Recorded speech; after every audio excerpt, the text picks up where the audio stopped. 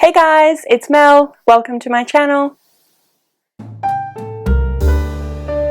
This video is going to be all of my to-be-read lists for the rest of this year. I'm going to start off talking about my next two to-be-read lists for the last two tasks of the Triwizardathon, which I am currently competing in. So I'll go through and explain all of that in a moment. And then I'm going to talk about my to-be-read list for the mini contemporary weekend that's coming up this weekend. And then I'm going to go through and talk about my to-be-read list for the rest of the month of December. We've got quite a lot to get through, so I do want to dive in, but I actually want to take a second before I do that and plug my sister for a minute, because I'm currently wearing one of her scarves that she made. She actually paints these beautiful images onto silk scarves, and they're just gorgeous. And she also makes all sorts of things through RedBubble, which is, I'm actually not 100% sure if it's Australian or American or what it is, but it is a website where you can put in a design and it gets turned into t-shirts and all sorts of things like that. So my phone case is one of her works. She does a range of different things that are available on RedBubble, but I think her scarves, which this is an early example of, but look at the beautiful butterfly. It's a bit wrinkled, but anyway, you get the idea. So yeah, jump on RedBubble. I'll link her account below and you can check out some of her stuff. Anyway, like I said, a lot of to-be-read stuff to get through, so let's just dive on in now. You've probably already seen my to-be-read for the first task in the Triwizardathon, which I did last week. The second task is coming up next week, so it runs from the 25th of November to the 1st of December. So it's pretty much the end of November and then the first day of December. So I'm not really counting it towards my December to-be-read. But anyway, I'll go through and explain how that works and what books I'm going to do for that one. Those people who are familiar with Harry Potter and the Goblet of Fire will probably catch on to this pretty quickly, but I'll give you a bit of a rundown anyway. Basically, the second task is the lake. So I am competing for bow batons, which means that my sibling or one of my siblings has been taken. So the first thing that I have to do is read a book about siblings to get my sibling back.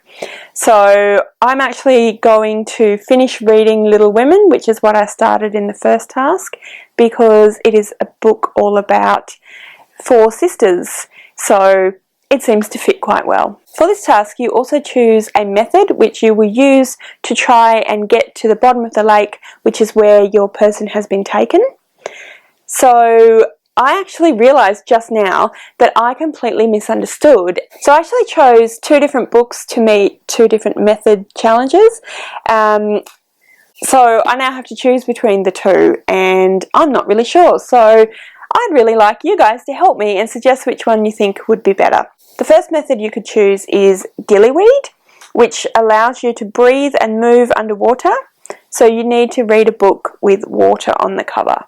And for that, I had actually chosen this book, which is Rivers of London. It's not very clear, so might be kind of cheating a little bit anyway, so maybe this isn't really the book for it, but this red line is the Thames. I actually don't know really very much about this book. It's set in London and it is a murder mystery, and that's about as much as I know.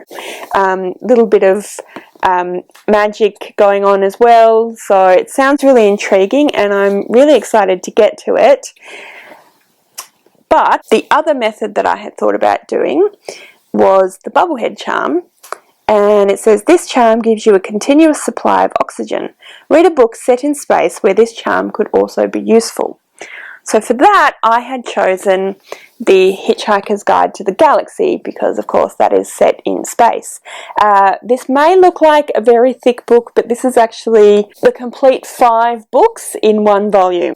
The Hitch Hikers Guide itself is actually only this thick.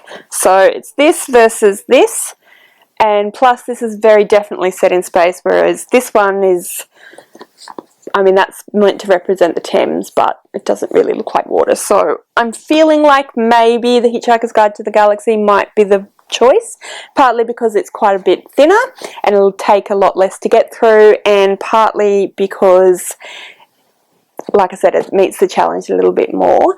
However, this one being thicker will get me more pages and will put Beauxbatons further into the lead, or hopefully put Beauxbatons back into the lead. So, not really sure. What do you guys think? Moving on now to the third task. So the third task again is modelled off Harry Potter, and if you don't know, the third task in Harry Potter is actually a maze, and in the maze are a whole bunch of different creatures that you have to fight or somehow get through so that you can then get to the middle of the maze, which is where the golden cup or the Triwizard Cup is, and the first person there gets the cup and is therefore the winner of the Triwizard tournament. So for this one you can choose any number of obstacles that you have to face and read books for, and then you also need to read a book at the end about travel. I won't go into details about Harry Potter, but basically because the cup at the end is a portkey, you have to read a book about travel at the end. So in actual fact for that I had chosen The Restaurant at the End of the Universe, which is the second book in the trilogy in 5 parts, which is a whole different conversation, in the Hitchhiker's Guide to the Galaxy series, which is another reason why I think that that might be a good option for task number 2. Although, having said that, I have read the entire series a number of times, so I wouldn't be unsure what was going on or anything like that. So like I said, that's getting to the actual portkey. Before that you've got to face all of the different creatures and obstacles in the way, so you can choose any number of those.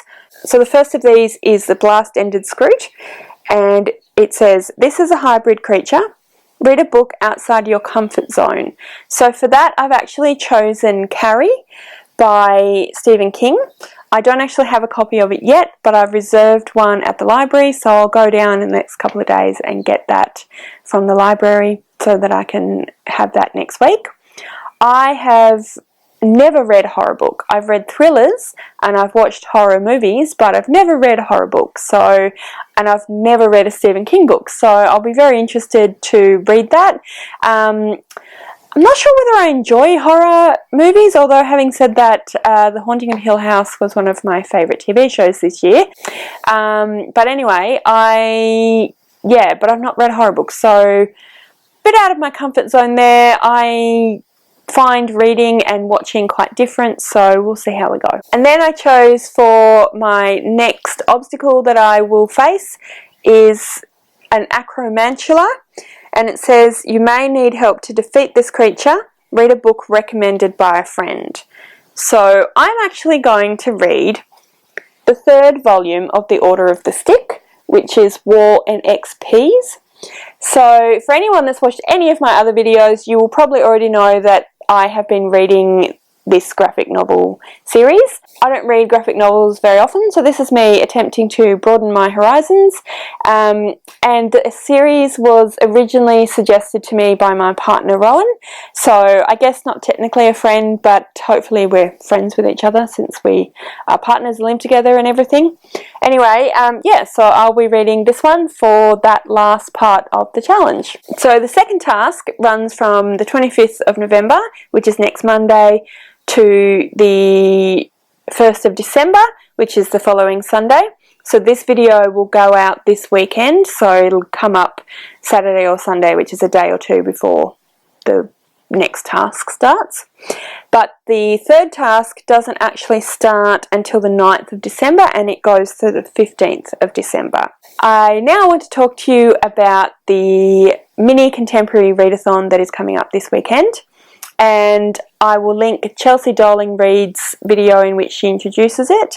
I believe there are a couple of other hosts as well, but Chelsea Doling Reed is the person that I heard about it from. So, like I said, I'll link her video below. So I believe that this little mini contemporary-athon is actually a celebration of the friendship between 2 of the hosts, which is really sweet.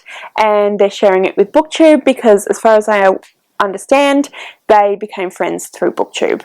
So yeah, I thought that it sounded like fun. There are no actual challenges. It's basically just read as much contemporary as you can. So I've decided to actually try and read just 2 books for that. I'm doing the Triwizardathon and I'm pushing myself with reading for that, which is really fun, but yeah, I just don't feel like doing that for this one. So I'm going to try and get through to 2. We'll see how we go. In my video where I talk about some more readathon catch-ups, particularly around the grade 5-6 readathon, which I'm running with my class at the moment, I did say what I would be reading for this readathon on this weekend, but I'm actually totally scrapping that to be read list and adding 2 different books, so I'll show you those now. The first one is Liane Moriarty, What Alice Forgot, and I put this on my to be read list for the Contemporary-athon because it's contemporary, so it fits, but it's also in my November to be read, so I'm kind of cheating a little bit there. So I really like Liane Moriarty, and this one sounds really interesting. It says on the back, when Alice Love surfaces from a strange dream to find she's been injured in her gym, her first concern is for her unborn baby. She's desperate to see her husband, Nick, who she knows will be worried about her. But Alice isn't pregnant, and Nick isn't rushing to her bedside. She is a mother of 3 going through a bitter divorce. Alice has lost 10 years of her life, and she wants them back. Yeah, so it sounds really intriguing, and I think that Liane Moriarty deals with her storylines and her characters really well and gives them a lot of depth and interest, so I'm really keen to read that one. And the next one that I've put on my to be read for the Contemporary Readathon is Songs of the Humpback Whale by Jodi Picoult, and again this is on my November to be read, so I'm hoping to get it done the last weekend of November. They're both about the same thickness, so who knows whether I'll manage it. And I'll read you the blurb as well because I'm not 100% sure what this book is about. So it's actually Jodi Picoult's first novel, which will be interesting to read because I've read quite a few of hers before and I quite like her writing style and I've quite enjoyed the books, so I'm keen to see what she started with. Jane had always lived in somebody's shadow, escaping a childhood of abuse by marrying oceanographer Oliver Jones. She finds herself taking second place to his increasingly successful career. However, when her daughter Rebecca is similarly treated, Jane's dramatic stand takes them all by surprise. Leaving Oliver and his whale tapes behind in San Diego, Jane and Rebecca set out to drive across America to Jane's brother Jolie and the sanctuary of the Massachusetts apple orchard where he works. Jolie directs Jane across the United States in a series of letters waiting for her in designated post offices. Each letter gives concise directions to the next post office. Each letter provides Jane with a chance to reflect on her forgotten past. Oliver, used to tracking male humpback whales across vast oceans, now has the task of tracking his wife across a continent. To do so, he must learn to see the world, and even himself, through her eyes. So it sounds really interesting and intriguing, and I think it'll fit the bill for contemporary. That one is on that list for this weekend coming. The rest of this to be read is the rest of December's to be read list. I feel like what I've said so far is quite a lot to do in basically what amounts to 2.5 weeks. So I'm going to be a little bit more chilled out about my to be read for the rest of December. Having said that though, for those of you that haven't seen already, I'm currently running a readathon with my grade 5-6 class, which finishes near the end of December when term finishes. So there's actually a few books that I put on that particular to be read for that particular readathon. So I want to try and get those done as well. So I am going to read Home by Larissa Berent, which meets my challenge to read a book by an Aboriginal author. I don't really know much about this book. The next book I want to read, I also want to read for that readathon, and I've totally forgotten to get it off my shelf, so I'll have to put another photo up, but it is The Graveyard Book by Neil Gaiman. and that is for the challenge in that readathon to read a book with a non-human main character. The book has ghosts as some of the main characters, so I'm excited to read that. I love Neil Gaiman. I think he's a fantastic author. He writes fantasy really beautifully. He's got a really nice way with words, so I'm really excited to read this one.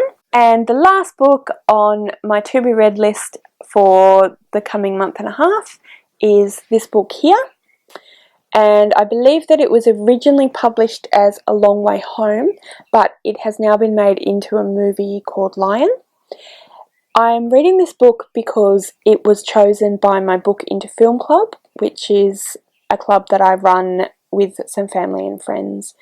And basically what we do is once a month we get together, we watch a movie which is an adaptation or based upon a book that we've spent the last month or so reading, and then we choose a new one, and so on. So at the last meeting, my mum suggested A Long Way Home or Lion, and we all agreed because it sounded really intriguing and really interesting. She suggested it because she's seen the movie and she thought that it was really good and she wanted to read the book. And yeah, I just really like the sound of it.